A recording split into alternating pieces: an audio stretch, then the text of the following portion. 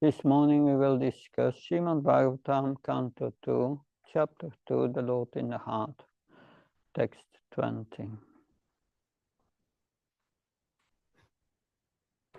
Om Namo Bhagavate Vasudevaya. Om Namo Bhagavate Vasudevaya.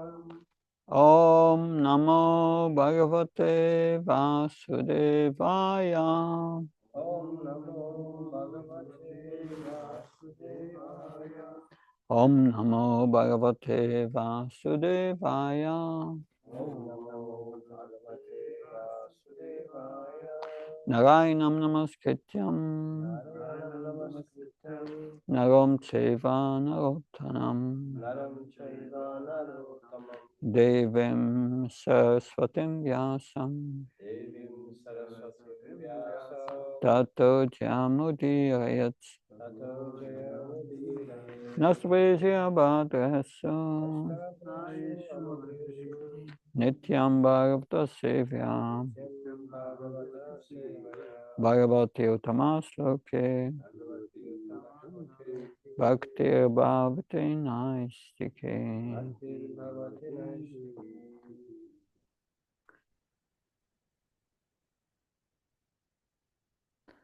Nabhyam stitam riti abdirupatasmat.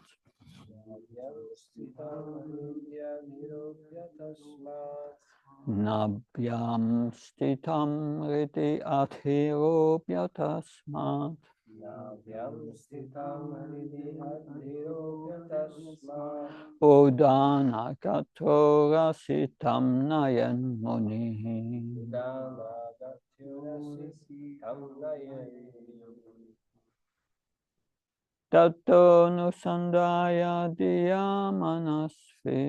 Tato Nusandhaya Dhiyamanasvi. Svatalomulam sanake nayita. Svatalamulam Shanakaina Yeka. Nabhyam stitam riddhadirobhyatasmat. Navyam Sthitam Nidya Nirodhya Tasmat. Udanagato rasitam naye munihi. Udamagatyurasitam Nayani. Tato nusandaya diyamanasvi. Tato Nusandhaya Dhiyamanasvi. Svatalomulam sanake nayita. Svatalamulam Shanakaina Yeka. Nabhyam stitam riddhadirobhyatasmat. Navyam Sthitam Nidya Nirodhya Tasmat. Udanagato rasitam naye munihi. Udamagatyurasitam Nayani. Tato nusandaya diyamanasvi.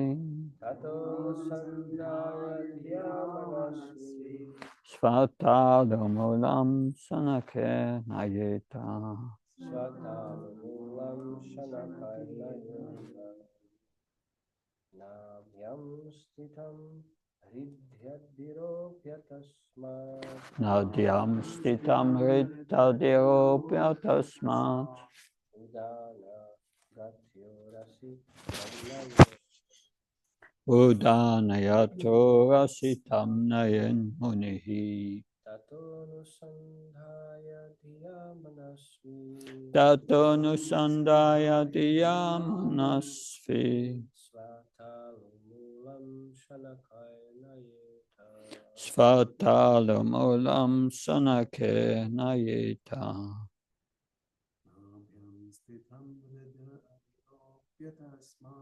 Nadyam stitam riddhadirobhyatasmat.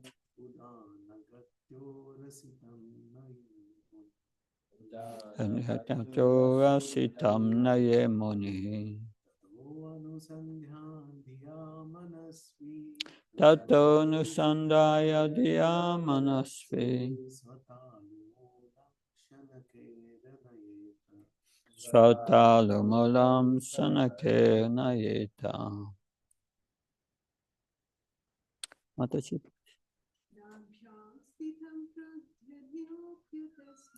Nayam stitam rityadirupya tasmat.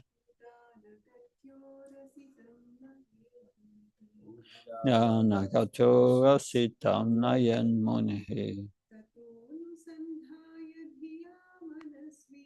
Tato nusandaya diyamanasvi. Shantala mulam sanakirnayitam.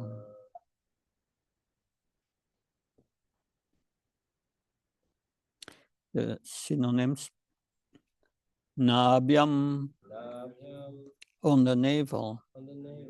Stitam, situated. Ridi, in the heart. Hadhiropya, by placing. Tasmat, from there. Udana, soaring. Gatya, force.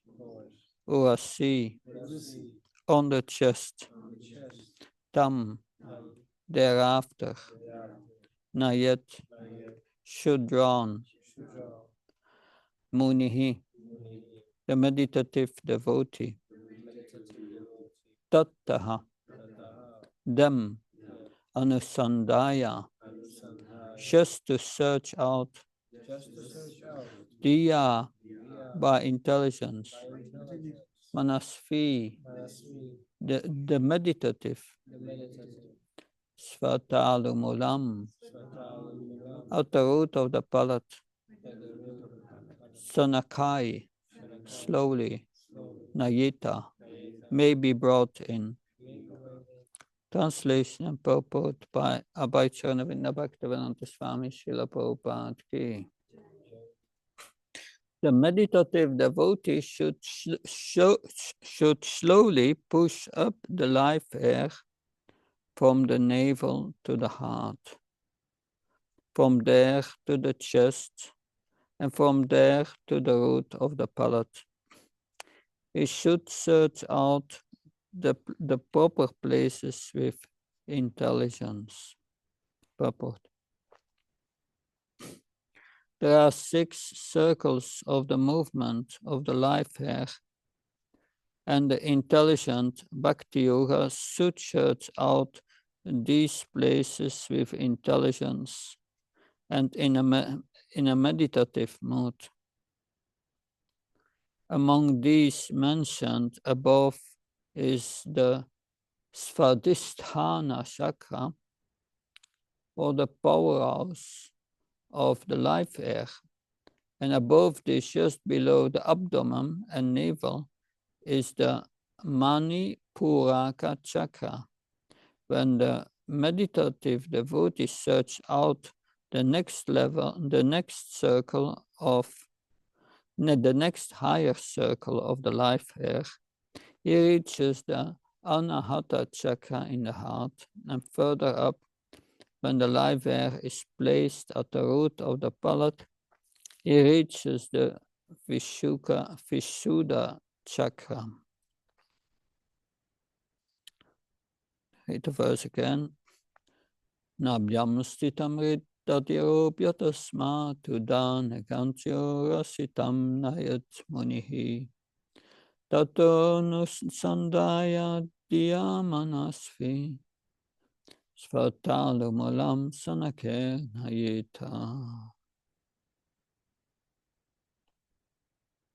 The meditative devotee should slowly push up the live air from the navel to the heart, and from there to the chest, and from there to the root of the palate. He should search out the proper places with intelligence. Om Ajnana Timrandasya Janansala Shanakaya Shakshu Unmitam Yena Tasmai Shri Gurave Namah. Chitchetayamanopistam stapitam yena bhutalisvyam upakadamyam dadati svapadantikam. Vandeham shiyu shiyuda padakam nam shigam vaishnavam sa Shirupam Jagajatam Saganaraganatam Vitam Tam Sajivan Sadvaitam Savdutam Parjana Saitam Sri Krishna Chaitanya Devam Shri Radha Krishna Padan Saganalita Shivashakam Vitam Hare Krishna Karuna Sindhu Banu Jatpati Kopesha Kopka Kanta Radha Kanta Namastate Tapta Kanchana Gaurangi Radhe Vrindavaneshwari Vishabhani Sudhadevi Panamama Haripriya Vakha Kalaptobisha Kripa Sinvavisha Patnam Pavanabhyo Vaishnabhyo Namo Namo Jaya Sri Krishna Chaitanya Prabhu Nityananda Shri Advaita Gadadhar Shivasadi Gaura Bhaktavinda Hare Krishna Krishna Krishna Hare Hare Hare Ram Ram Hare Hare Nama Om Vishnu Padaya Krishna Pistaya Bhutale Shrimate Bhakti Vedanta Swami Tinamane Namaste Saraswata Deve Gauravanya Pacharine Nirvishesha Sunyavadi Paskacha Desatarane Ayash Srila Prabhupada Ki. So in this chapter, describes more or less the process of Astanga yoga, but the yoga of meditation, dhyana yoga. But it's applied, and that's the real purpose, to a devotee, that meditation with devotion on Krishna within the heart. That's described in Bhagavad Gita 6.47. Yoginam apisarvanam matyatanandratmanam shadvam bachateyumam same yuktatame matam. The highest yogi is one who is united with me within the heart in love, in devotion. That, of course, the devotee knows the super soul is a representative of Krishna, and he meditates on this with this correct knowledge of Sambandha Jnana. But here it's described that the yogi can control his life airs. That so in the Bhagavad Gita, in the second chapter, there is explained, the soul described in the scripture is 1/10,000 of a point of a hair. It's anti-material. We cannot see it with material means, but it's there. We know that's there because that's the cause of our consciousness, which is spread all over the body to the bloodstream. That so that we can understand, but then in the purpose, Srila Prabhupada explains also that the soul is kept in place in the area of the heart. It's imprisoned in this 6 life airs, 5 or 6 life airs. And it's kept in place by the super soul who controls this life airs. But the yogi, this life airs, it's nothing to do with the material element, the gross material element air. It is very subtle. The scientists have still to discover these subtle airs. But the yogi, he controls these subtle airs, can control these subtle airs by pranayama, breathing exercises, controlling these airs, and by meditation, move it from one chakra to another. That this in 427 purport, Srila Prabhupada is explaining the functions of this prana vayu, these life airs. That he said there is apana vayu, is going, the life which going downwards. If you go to the toilet and you have problems with that air, then you are in trouble. You're going down. That Vyana Vayu, it expands. That if we exhale, Samana Vayu is adjusting the equilibrium. What that is, I don't know yet. But Udara Vayu is going upwards. So then they have Samana Vayu. All these airs, they are described there. That, but we know this life air, prana, is the primary life air. Prana. And that primary life air is situated in the region of the heart. That's the heart. That the apana air is mostly situated in the abdomen, the lower chakra. It helps you to, it controls elimination. You don't have to become too gross. But the Vyana air, the Vyana air is an air that pervades the entire body, and it regulates the circulation in the body. And the Samana air, which is situated in the navel, it governs the digestion in our body. It's good to know that the digestion, that it regulates the proper transformation of energy. It transforms food into energy. And then the Udana air is situated in the throat here. It's moving upwards. It's responsible for speech. And this Udana air, at the time of death, ejects the soul out of the body. Together with the subtle body. So we have all these airs described, but these airs are related to these chakras.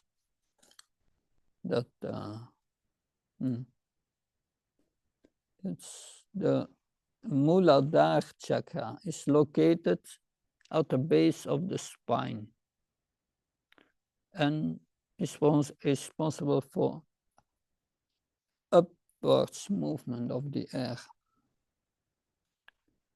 The Svadhisthana chakra, abdomen, controls the genitals. The Manipura of the navel, we mentioned already, digestion. That's the chakra in the navel. And then the Anahata chakra is in the region of the heart, where Paramatma is. Paramatma is in the Anahata chakra. The Visuddha chakra is the throat. The Ajna chakra, the third eye, is between the eyebrows. And then you have the Brahmaranda chakra that's on the top of the head. And that the yogi brings first gradually the soul up, and when the soul is situated here in the Ajna chakra, then at the time of death it moves to the Brahmarandra and the yogi leaves the body. at a certain time. These times are described in Bhagavad Gita, that the yogis should leave the body during the 6 months that the sun is traveling in the north. So that means from Makara Sankranti, the 15th of January, six months till 15th of July. That's, and during that period, the soul must leave the body during the day, not during the night. And the soul should leave the body only during the day, during the 14 days of the waning, of the waxing moon, not the waning moon. A lot of conditions. But then Prabhupada writes in the purport, a devotee is not concerned with this. He can leave his body at any moment and go back to Godhead, because the super soul is in control and brings us to the transcendental destination. But for the yogi who is not a devotee, this is important, to leave the body at an auspicious time. And they know these auspicious times. This is in the culture of the old Vedic culture. Also many Hindus know that still, but still is going backwards. That what's auspicious, what's not auspicious. I remember in Vrindavan you have, you have every 2 or 3 years this extra month, the Purushottam month. It's a very auspicious month. So I was in Vrindavan at that time, and the day before that month, because I was staying near to the Krishna Balaram tree in the ashram from Krishna Das, and every morning I have to go to the streets of Vrindavan to go to the temple, and it's 3:30 in the morning and you don't see anyone on the street. Here and there a beggar is sleeping or some cow is passing, but otherwise was that nothing. But the next day was the first day of Purushottam Mass. I was going to the temple at 3:30 in the morning and full of people. You could not go to the temple, you have to go. So they knew all the auspicious moment, Purushottam Mass, and so that's important for us to know what's auspicious, what's not auspicious. But this auspicious moment for the yogi, that Prabhupada writes this in, because it is mentioned in the 6th chapter of Bhagavad Gita, that the auspicious and inauspicious times of the yogi to leave the body.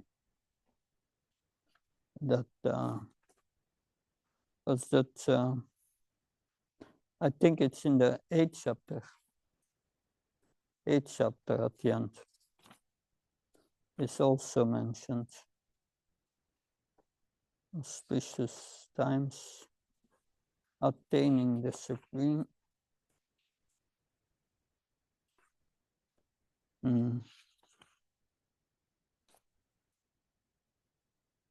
No, it's yeah, it's in the 8th chapter. Yeah, there these times are.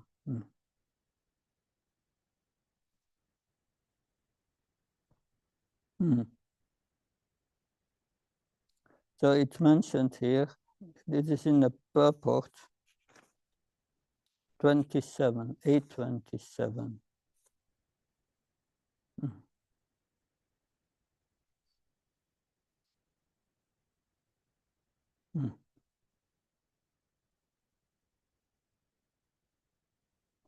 So Prabhupada writes at the end, therefore the devotee is not disturbed by these descriptions. Descriptions means the auspicious times to leave the body, inauspicious times, what's explained is here. Because he knows that his passage to the Supreme is guaranteed by devotional service. So the devotee is not concerned by this. Yeah. In the beginning of the purport, Krishna is here advising Arjuna that he should not be disturbed by the different paths the soul can take when leaving the material body.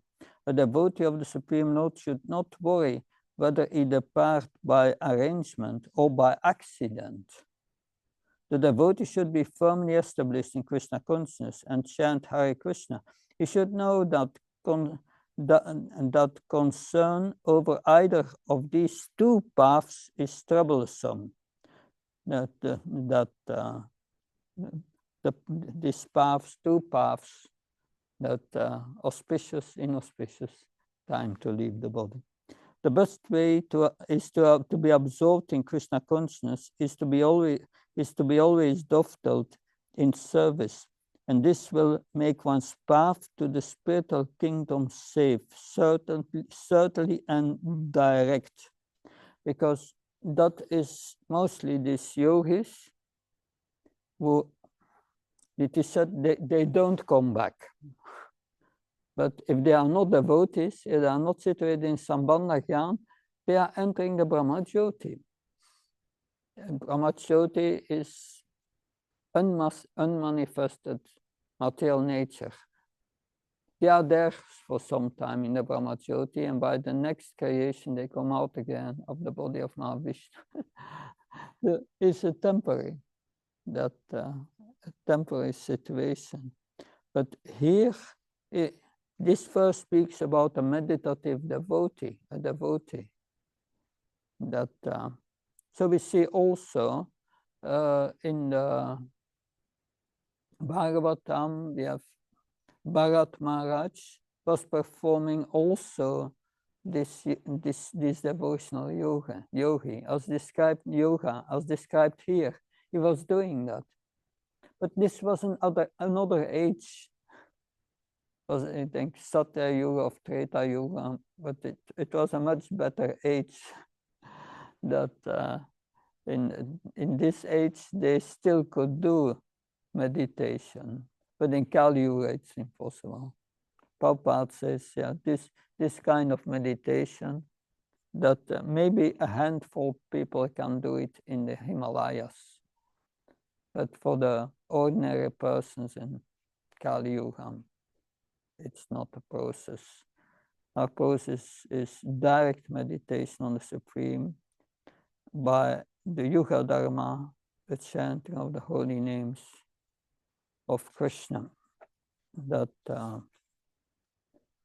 so yes, this is the description of all these subtle airs, but is that should we do these things and so on?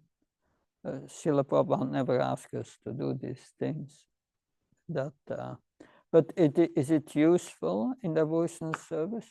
We have to consider that these descriptions here, and these descriptions is the yoga system. And yoga system, the purpose is to get to Paramatma realization, which is a stage also in devotional service, Ashakti. There's a higher stage. It's not yet the stage where one is developing intense love for Krishna, Bhava or Ima, no. But it's a stage. And therefore what's described here can also be useful for us, but it's secondary, never primary. That it is useful. I give an example of that. That Rupa Goswami and the six Goswamis, they were doing pranayam before chanting Gayatri to focus the mind. That so it's also, it can help you, of course, with your health. Breathing exercises are very good if you do them properly. That it can cool down the anxiety in the mind. Is also good. That the principle of that is that a yogi knows you have all these airs. You have the outgoing air and incoming air. That so we breathe out. We have to breathe in again, because if we breathe out only, we will leave the body. Yeah.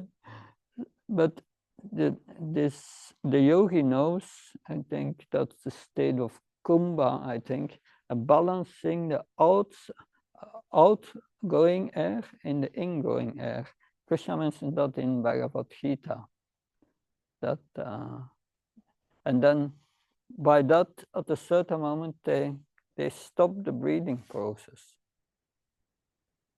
And by that, yogis prolong their lives, because we have only a number of breaths in life. And they prolong their life like that. And it's also like, if you do this pranayam, Prabhupada says, yeah, pressing the nose. it's this pressing of the nose. That, but like pranayam, you can do it very simple. To the nose, you breathe in 4 seconds, and you fill your lungs. And then you stop breathing for 7 seconds. 7. And then you breathe out through the mouth. And you repeat that a few times, you will see your mind will become more controlled. So that's a way, but it is mechanistic. The real method to control the mind is fixing the mind on Krishna. That will control your mind. And engage your mind in devotional service. That what makes your mind uncontrolled, all these material desires. Everything else than engaging in devotional service is making your mind uncontrolled. And that's the reality. That's the reality. So it's good to have this knowledge, but it's not our process. Our process is the chanting of the holy name. The Buddha asked Prabhupada, should we do yoga? I said no time. Don't waste your time with that. But some said, should we do yoga for our health? And Prabhupada said, yes, you can do, but it's not the primary thing. But we see the purpose of the yogi is to meditate. It facilitates the meditation on the super soul, which is described here. Because that's the purpose of the yogi. That Chitatmana Prashantasma Paramatma Samahita. The purpose of yoga is to make the mind peaceful. And then the mind, when it's peaceful, then one finds the super soul in the heart. If one is completely peaceful, very difficult in this world, that the yogis achieve that after many, many lifetimes, they can then control their mind. But in Kali Yuga, we don't have so much time. We need much more powerful process, which is a process of bhakti. that direct meditation on Krishna. But we can only do that if we are connected with the highest spiritual energy, the Dini Sakti, which is devotion. This absorption of our mind in this energy brings us back to the spiritual world. No other energy can bring us back to the spiritual world. It's this devotional energy, that Shakti, that's represented by Srimati Radharani, that brings us back to the spiritual world. So unless the meditative yogi develops love for Krishna, you remain in this material world, that's all. It's nice to realize Paramatma and to know Paramatma controls nature. Okay, but what happens? You remain here, that's all. That it's nice. That and you will be temporary, be relieved from suffering, also nice. But it's all temporary. Unless you come to this higher energy, we can't go back to the spiritual world. So of course some devotees they read this purport here and all this thing, and they think, oh, now we should study the Yoga sutras from Patanjali. Don't do it. We don't have to search anything outside Prabhupada's teaching. It's not good. And I did it at the university. I studied Patanjali. That my point is it's not worthwhile. That we have a better process than that and a more powerful one. So this is what I could say on this. Any question, comments?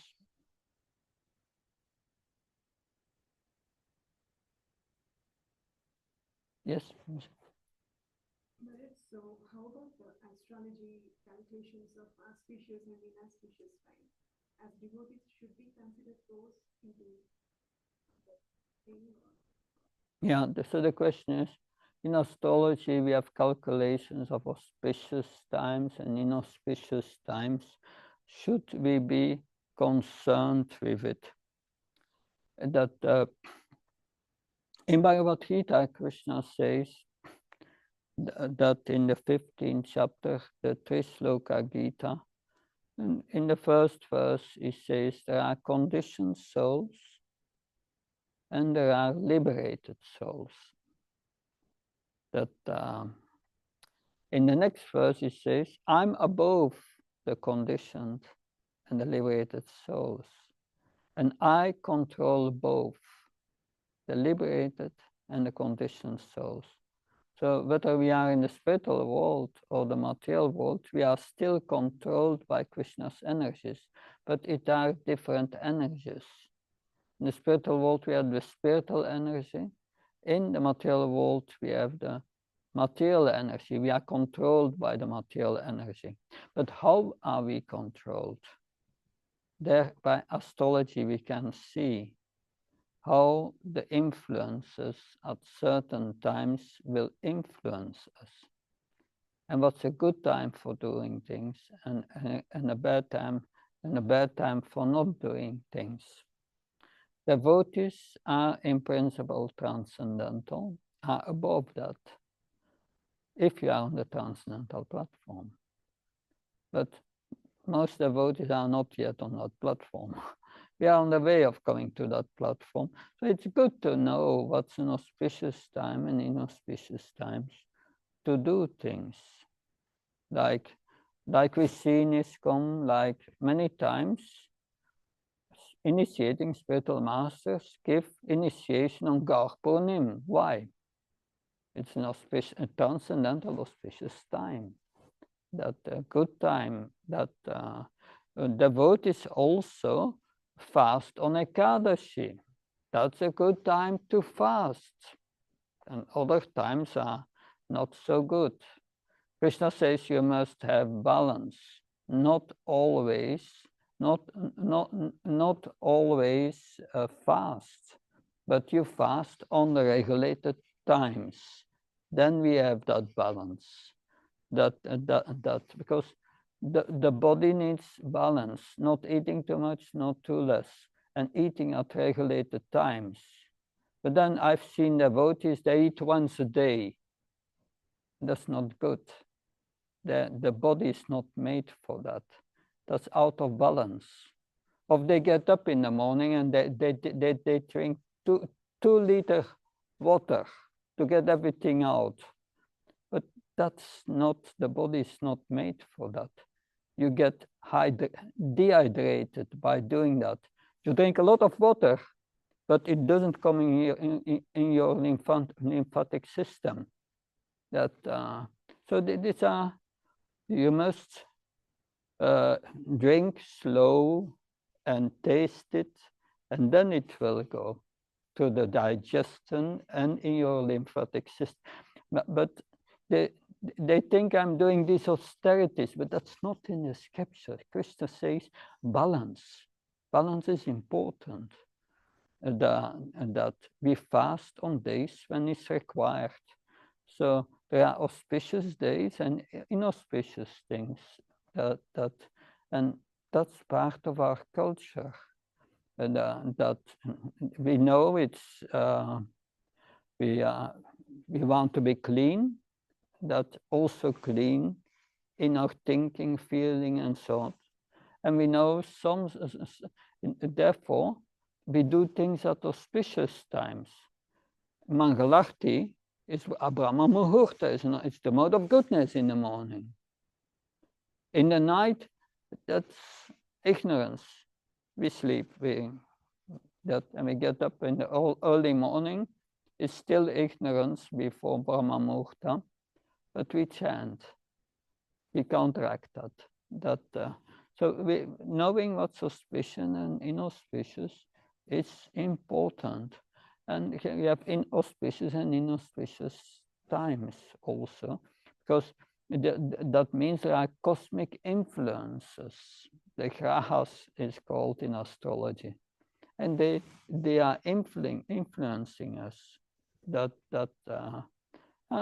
You can see astrologers, they are predicting what's going on in the world today, and how inauspicious it is for the moment.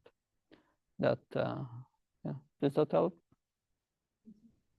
Yeah, I see Venuya is also a question. Yes, Venuya. Hare Krishna Maharaj, please accept my most humble obeisances. All glories to Srila Prabhupada. Possible, I have 2 questions. The second is only very short. You said at the beginning that the soul is like in a jail, also covered by these airs. Is the soul aware about this? And when we practicing bhakti yoga, as said in the scriptures that bhakti yoga in the 3rd canto dissolves the subtle body, does this influence of these airs gets less for the soul? Also how is it with the soul? These airs, these life airs, they are controlled by the super soul. If you leave the body, these souls go with the subtle body and are controlled by the super soul. In Bhagavad Gita, Krishna says that Krishna consciousness means follow the dictation of the super soul. Interesting. So we are surrendering to Krishna, and therefore we say to the super soul, yes, I'm surrendered unto you. You take care of me. Yeah. Super soul is Krishna, and Krishna takes care of the devotee, giving your care to Krishna, and Krishna will decide where you have to go and serve in your next life. So we are surrendering ourselves to Krishna. It's Krishna who controls this life airs. But the yogi has this awareness of these chakras, and devotees also. They know about prana, life airs, and so on. That and yes, yogis, they control the life airs to a mechanistic process of breathing exercises. That's mechanistic. And in that mechanistic way, they, they are purifying these chakras, especially the heart, that because there is a purification of the mind. All material desires, they are purified in a mechanistic way to breathing exercises. That is their way of going to anartha nivritti. But this anartha nivritti of the yogis takes many lifetimes. It's not an easy process. A yogi process we cannot practice. That, but also this most of these yogis, if they are not devotees, their anartha nivritti is not really going deep, because to remove the roots of material desires to Ashtanga yoga is practically impossible, because the root desires are still there. The anarthas are removed, but still the root desire is not changed. The root desire is that we want to enjoy different, separate from Krishna. That's our root desire. And that's uprooted only by acting as a spirit soul, acting in devotional service. So the yogis, they fail there. But it is very interesting, and that's something we have to learn in devotional service. The subtle is more powerful than the gross. That's so important. That like gross diseases have a subtle cause. Prabhupada speaks about this subtle cause. He said the subtle cause of disease is anxiety. Anxiety. Anxiety is a result of material desires. So we learn these things, and this, that also for taking care of our health, we have to get rid of anxiety. And the only real way to get rid of anxiety is devotional service, to become dovetailed with this with this Ladini Shakti, this devotional energy. That so in that way, that but whether we are conscious of these live airs or not, if we perform devotional service, the super soul will take care. That is what Prabhupada says in this purport that I read of 827. A devotee is not concerned with all things. Krishna will take care. Does that help, Mother Venuya? Yeah, thank you very much, Maharaj. And only short question. You said you learned a lot about Ayurveda during your travelings with His Holiness Prahaladana, Maharaj. Is there something which I could read to get an overview about these airs and what you were teaching us today? Is there something what is maybe not too complicated and not too a big book? Well, Ayurveda is concerned with Pitta, Kapha, Vata. That then Vata means air. That that must be in balance. Ayurveda is more about balance. That if the Vata is too high, then anxiety comes. So it must be balanced. But if you are interested for that, I think on my computer I have somewhere still is audio version of his seminar. I can share that if you desire. Yeah, also I desire because I have challenge with too high vata. Yeah. If you have too much vata, yeah, don't eat fruits. If you eat fruits, add salt, and then that brings down the vata. But if you have certain diseases that in which too much salt is dangerous, it's better not to do it. So it requires a lot of knowledge. Also, that it's too high vata, you can apply oil on your body, all over your body. Do that regularly, applying oil, especially on the head. That will bring down the vata also.